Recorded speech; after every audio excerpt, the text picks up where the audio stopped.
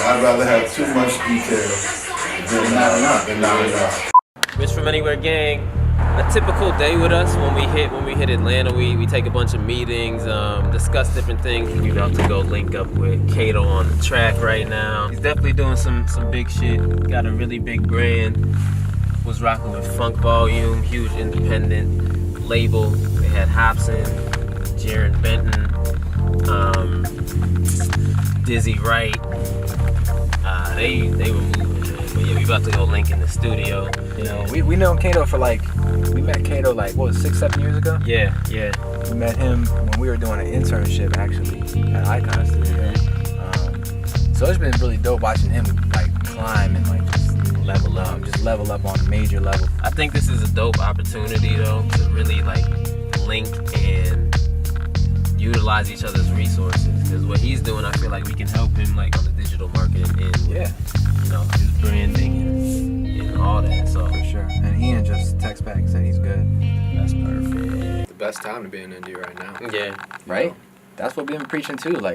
Why not? You being an independent producer, that's kind of like a new wave, because a lot of times, especially us, running through the songwriting game out here and things like that, we work with producers who are signed under pub deals and have all these different situations going on, and they have kind of machines behind them. But for you, peeping your content, it's all you, man. It's all you. You guys have the whole indie situation going on. So how has it been as an independent producer for you? It just takes time, I didn't come out the gate even thinking that I'd be able to do half the stuff that I'm doing now. It all developed throughout the process. I think my story is maybe a little bit different from everyone else's, because I didn't necessarily pursue the same things that other producers from my generation were doing. Everyone that I knew was trying to chase after placements, and I did play that game for a little bit. Yeah. But my whole thing was just building with artists on the same level as me and taking it as far as we can fucking go, So when I met Jarren, that was kind of the first step. And then from there, just constantly working together, getting to Funk Volume was the second step. And that exposed me to a whole different world of what this independent shit really meant, Right.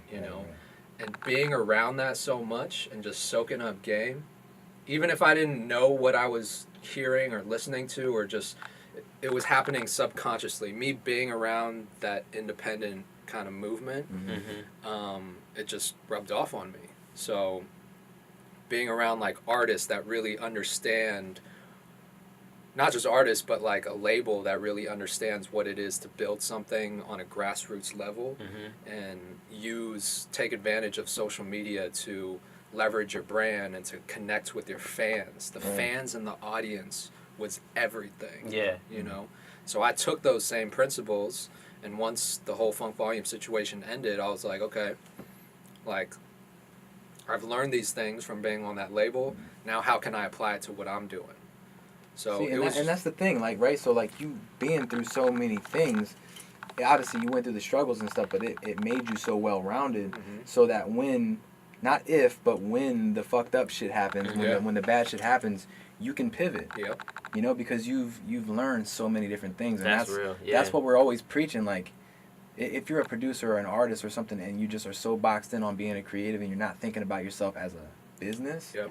It's so easy for you to just be so vulnerable, but when things happen to you, you have to be able to learn how to do that, and that's honestly probably what made you, because the Funk Volume thing happened, and that definitely excelled your career. Yeah. But that whole thing fell apart, but your career has continued to climb. Yeah. And because of that. I would argue that your career is even bigger now than during the Funk Volume days. For sure, bro. Yeah. I always tell myself, if I knew what I know now during Funk Volume, I would be fucking running the label. Straight up. Not running the label, but I'd be doing so much more Yeah. than what I did. Yeah. But that's you got to look back to learn and look forward to succeed. Absolutely. So I always look back at those lessons that I learned, and I'm just grateful that I got to be a part of that process, because it taught me so much. Looking back now, Like, all of those things have played such a huge role in Yeah. my career getting to where it is now. Mm-hmm. So it's like, you just got to trust the process and put in the work. Yeah, yeah, and you were smart though, because a lot of times when bad shit happens, people tend to cower in the corner and be Yeah. like, "Oh, it's done, it's over with," But you soaked up the game, Mm-hmm.